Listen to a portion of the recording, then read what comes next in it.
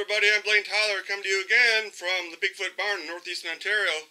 Alright, Sasquatch don't like onions. No, they don't. Okay, so what happened was, occasionally, a little backstory, I put food over the fence to help the stray cats and raccoons and I guess whatever else, right? Something bigger.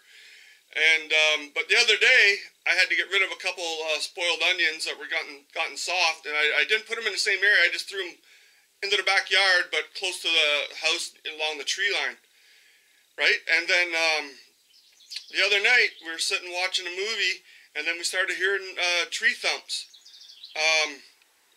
Not really cracky wood knocks, but more like tree thumps, like, you know, something with bark hitting something else with bark. You know, there's a soft thud there. And it was loud enough for us to hear it over the movie. We're sitting close to the windows, right? And then, okay, so we paused the movie, and then the tree thumps got quieter once they realized that they got our attention and the movie stopped. I guess they could see the movie through the big window at the back. And so, you know, I went and got my recorder, put it in the window, and there was one more soft thump, which I can't really hear, but I can hear the vocal as they walked. Something walked out of the yard and made like a really strange call. And it's the same kind of vocal. If you ever watch Letters to the Bigman, when the lady's sitting at the picnic table, they heard that, you know, that weird, and then, you know, some thumps and stuff. It's exactly like that. And I actually meant to send that to my wife later on. I said, wow, that's just like that movie, you know, that call. And, I know, I'm pretty excited. I don't get a lot of vocals. I go out in the daytime, trying to use old school rules like Roger Patterson daytime footage. But night's the best for vocals because they don't mind giving up the location because they figure we can't find them, right? So anyway, I'll try to enhance it as much as I can. I don't normally work with vocals. If it's not loud enough, we might have to use earbuds. But maybe some people can, viewers can suggest how to crank it up so you can actually hear the vocal really nice and clear. And yeah, that was pretty cool. And I made a mistake. I should have put the recorder in a different room and just kept watching the TV, and maybe I would have got more activity. But next time. Alright, so anyway, let's get on with this video, and you can have a listen to the vocal I got. Okay, so after throwing out some bad onions that it wasn't meant to be food, I just kind of threw it towards the corner over there, and then there's the field, and then a river, and then there's a lake over there. Anyway, to make up for it, I came in and put a small jar of peanut butter, you know, like you kind of get from the dollar store. And it's completely gone.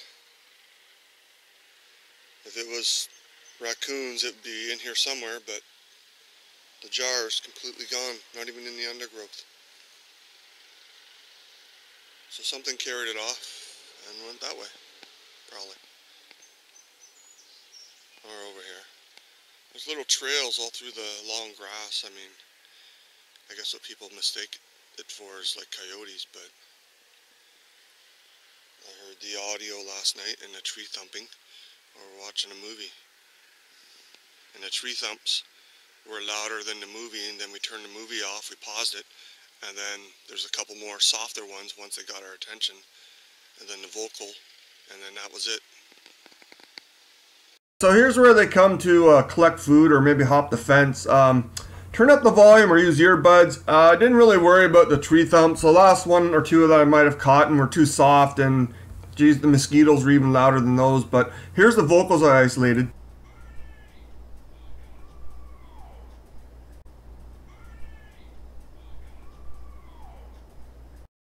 Right, so I don't know if you heard that very well. That was just straight up clip from my audio, and I got a couple enhancement clips coming where I looped the call about 5 times each time. And here's a little bugger I caught in my yard. I just took some pan shots, and this guy's over hiding behind my wood trailer.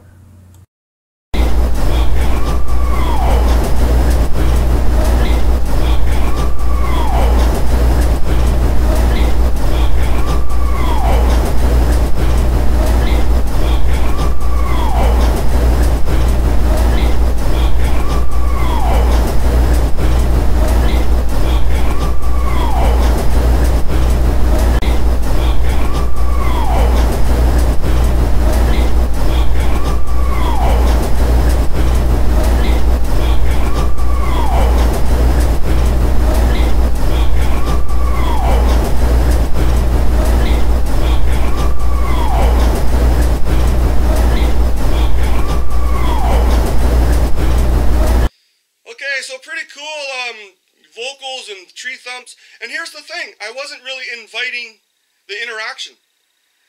I mean, I think they know I know they're there. Even if they're strange ones, I don't know how they do it. I've gone to other locations where I haven't done any bigfooting at all, no wood knocking, and then on the way to the car I'd get a wood knock. It's happened like 4 times in the last couple of years where I just, doing like a road trip and then not footing, just hiking, and then I get a wood knock right before I get to my car. And so, sometimes I let them know I know they're there, but it's weird. Man, these ones here, I try not to interact with them because sometimes, my kids are home and just them, and they don't like the creepiness of being watched or whatever, right? So, but yeah, I know they're around. There's a river with a tree line along the side of the river banks, and they can come and go right up to whatever area up north. So anyway, pretty cool. Thanks for watching. Hit that subscribe button, like, share, and I got some links below. Want to help me raise funds for a 4K camera? I'm using a different approach. I'm getting stronger from my surgery, but I still have to kind of watch them from afar. My endurance is not that high, and it's been a real shitty hot summer. It's okay that I can't really get out and hike and get into remote areas because it's been like 90 and humidity. It's like wearing a wet t-shirt all the time up here, and it just kills you for breathing. And maybe timing's okay, recovering and can't really get out, so it's okay. So, but the one good thing about it is you gotta try to be positive. You gotta think about how you can use it. And what I do is, if it's dry, next month there'll be a lot of shoreline exposed. So maybe I'll get some nice prints, and I'll be able to cast some stuff from a little mini trackway of coming down to drink and then leaving kind of thing. That's happened before. I've scooped up some nice casts that way in the last dry season we had. So anyway, thanks for watching, and I'll see you in the field.